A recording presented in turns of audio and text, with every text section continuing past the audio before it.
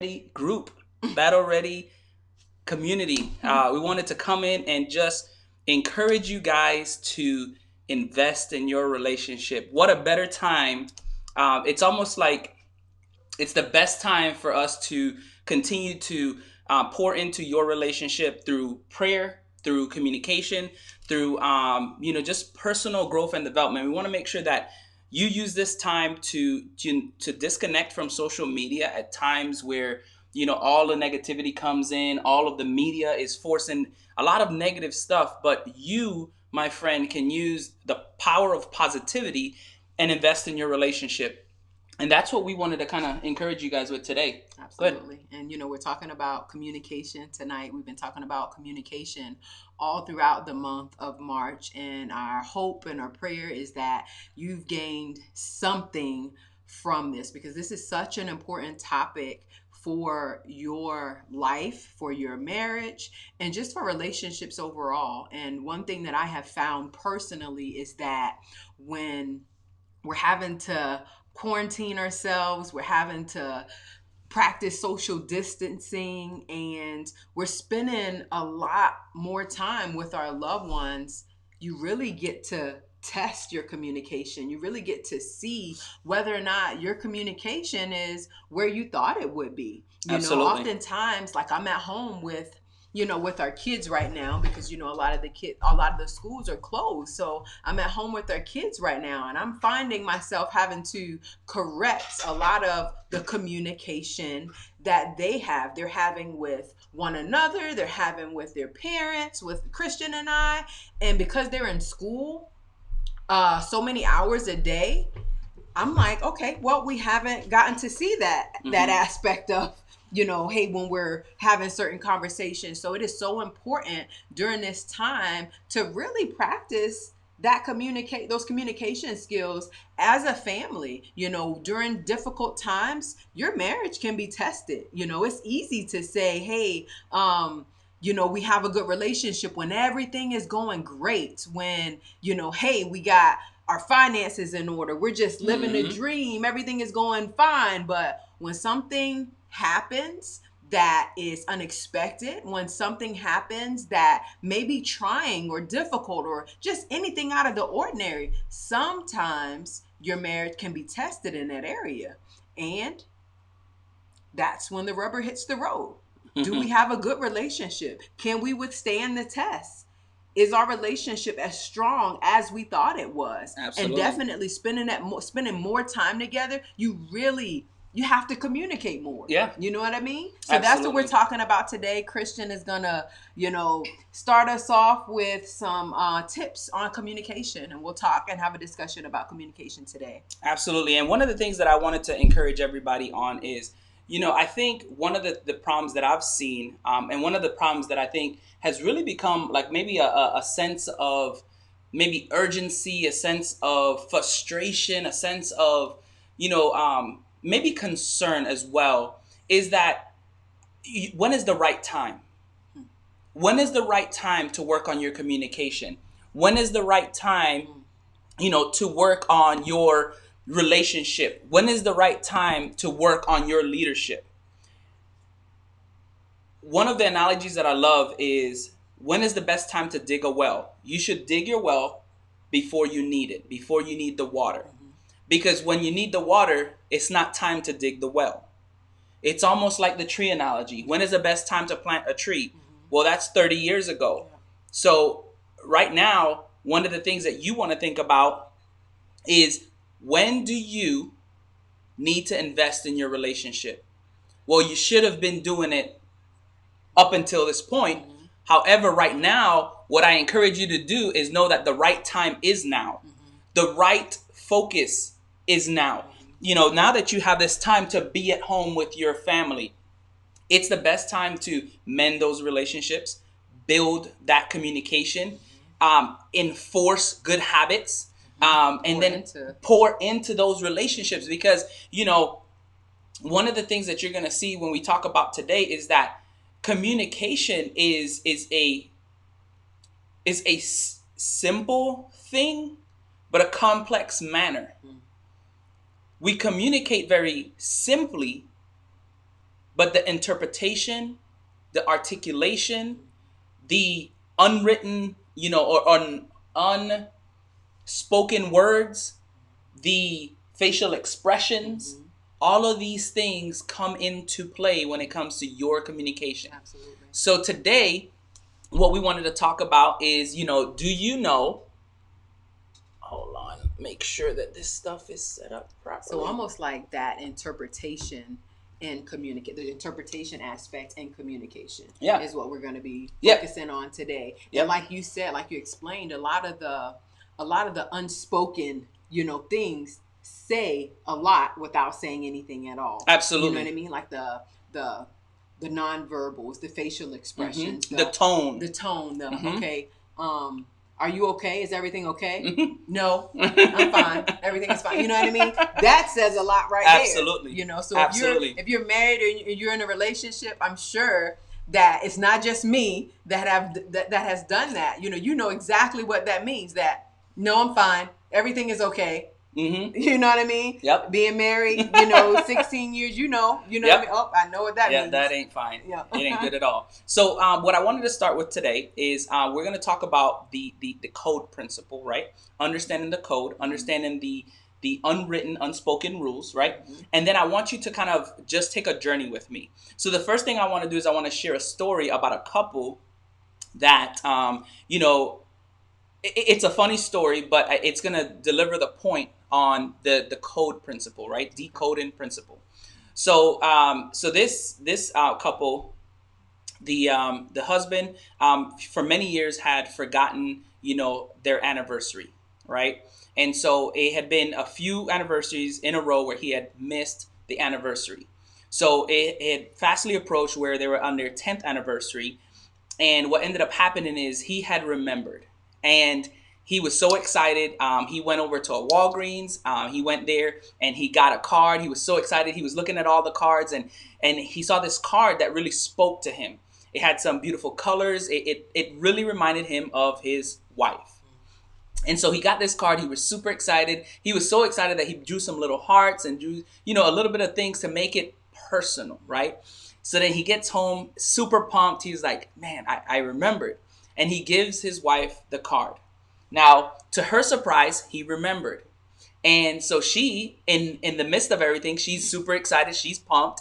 She's getting ready to open the card. She opens the card and she reads it, and she says what Sharita just said. She goes, "It's fine." And he goes, "Wait, what happened? Like, it's not fine. Like, what's wrong?" And she goes like, "It's okay." And he's like, "No, seriously, like, what's wrong? I got you a card."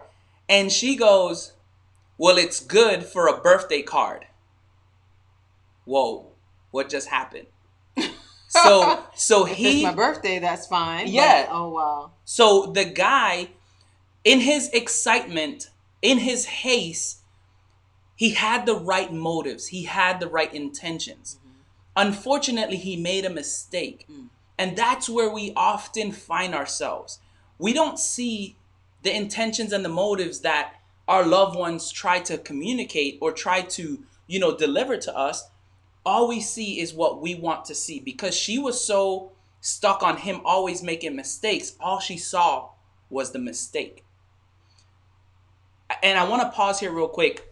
This is typical for a male or a female to sometimes respond a certain way because you are so looking forward to something. Like, your expectations weren't met, so you're disappointed. My encouragement to you is, in the midst of uncertainty, in the midst of a mistake, praise your spouse for what they did well. Thank you so much for remembering our anniversary. And then you can joke about, but it would be nice to get an anniversary card instead of a birthday card.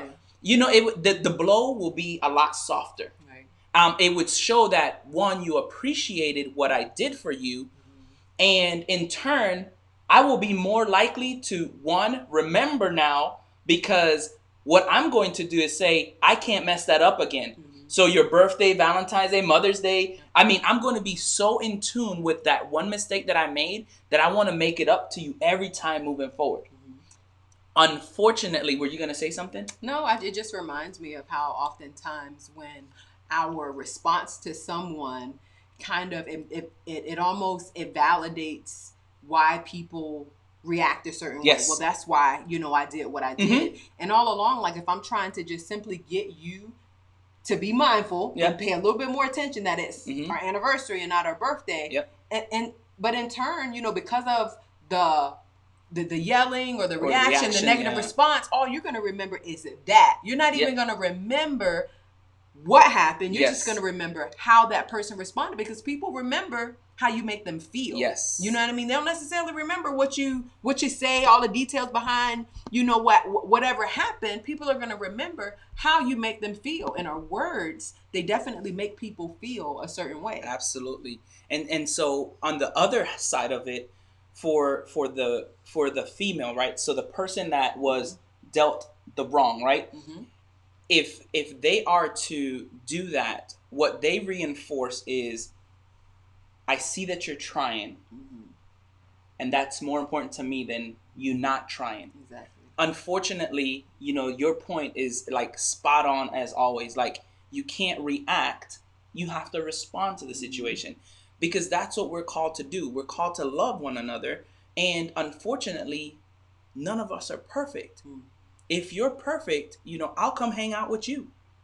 Because I need some perfect friends. Oh, wow. Yeah. You know what I'm saying? Like, I mean, I just... Show me. Show me. Help me. And it goes back to what we're talking about and focusing on in communication tonight. That interpretation. Yeah. You know what I mean? You're interpreting this person's motives behind what they were doing. It wasn't intentional. Yep. That I got you a birthday card instead of an anniversary card. You know what I mean? I'm interpreting your motives. Yep. Your motives were pure. Your motives were to go out and make sure that you remember our anniversary this year because you've missed it the past 10 years, whatever the case is. And completely transparent, this is just a story. It's not us. Yeah. You know what I mean? Like, but that's such a good point, because we can all kind of put ourselves in this situation in kind of different ways. Yeah. You know what I mean? In different aspects. And this story is typical of a lot of couples. Like, it's just something that happens.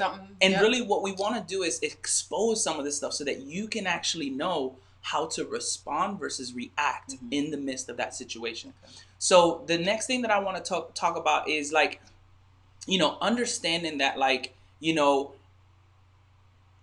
we have to get to the point where we're doing more communicating through the power of thinking time. And what I mean by that is your ability to think, right, into what you're doing. So if that young man had thought about what was going on and give it just a little bit more thought, because the story goes on to say that, the female pointed out how high of a level of detail he has.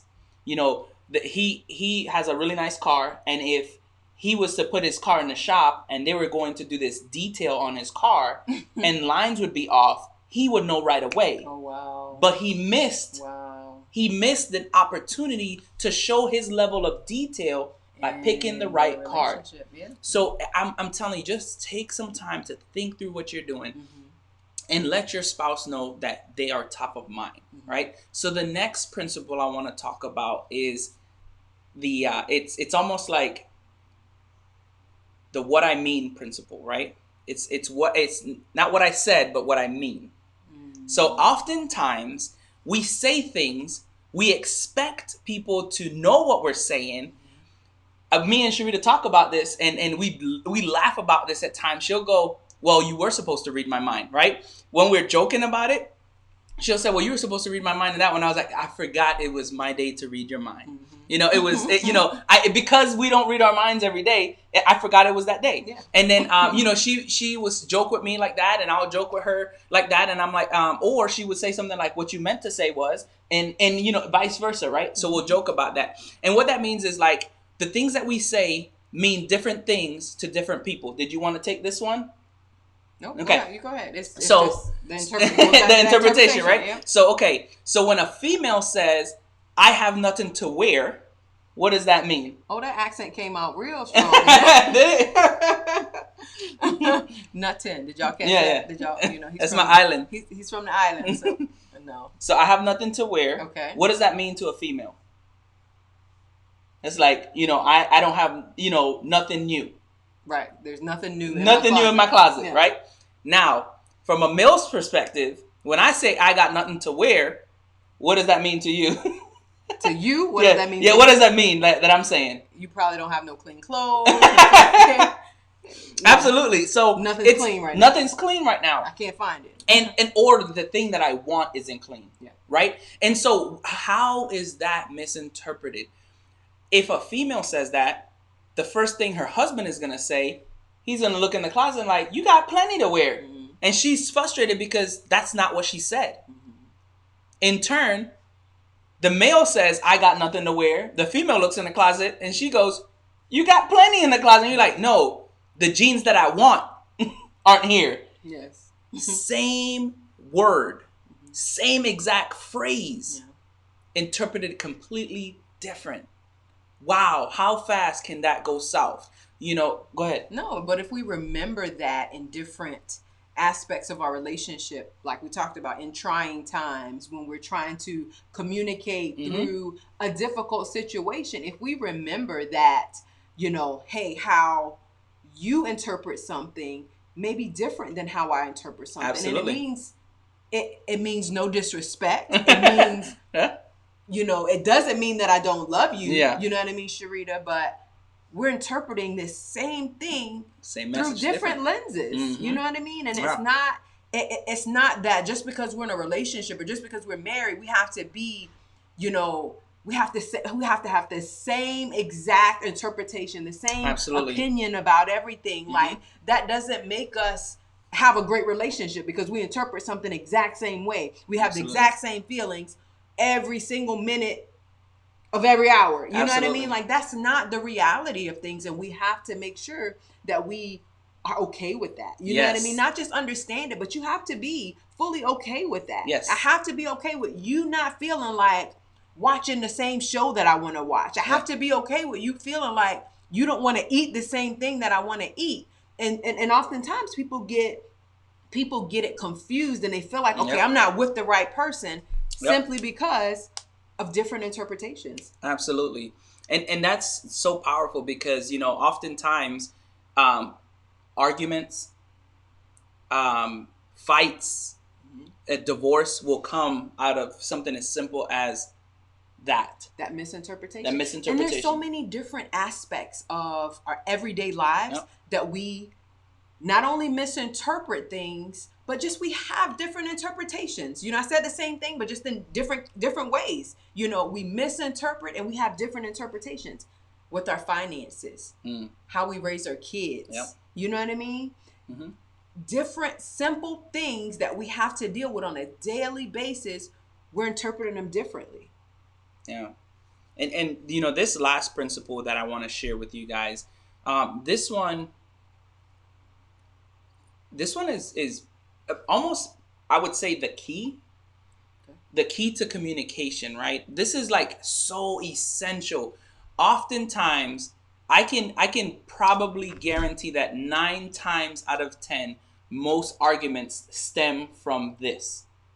Most fights stem from this. Most disagreements stem from this. Most frustrations stem from this. It's the issue isn't the issue principle, right? So what does that mean? Okay, so let's say, for example, I do something and I do something for Sharita and she criticizes what I did. Let's say I washed the dishes. I did the dishes today and she criticizes the dishes. To me, it's one of those things that I feel like I was being helpful. I felt like I went out of my way to do something to show you that I'm being helpful, but you identified that I didn't dry the dishes the right way. Okay. And I take that as a sign of disrespect. Like you don't respect the fact that I took time out of, my schedule, went out of my way to help out with certain things, to help out, and all you saw was the one thing that I didn't do right. That criticism can come across as, whining, but truly what it is, from a female's perspective to the male, is a cry for love. Although I did these things and I didn't do it right, it may not be the fact that I didn't dry the dishes. It may have been what I said prior to doing the dishes. So I may have said something, I may have done something, maybe the way that I was doing the dishes.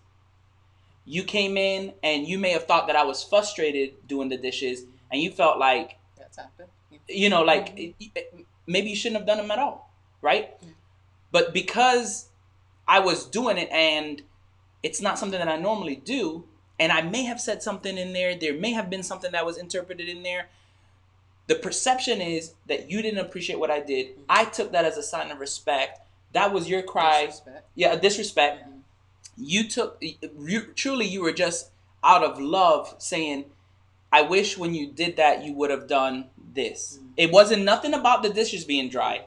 Maybe it was, you normally talk to me and you ignored me when you were doing the dishes. It was something else. Yeah. But we used that frame, that specific instant. This incident. Yeah, that incident, right? Yep.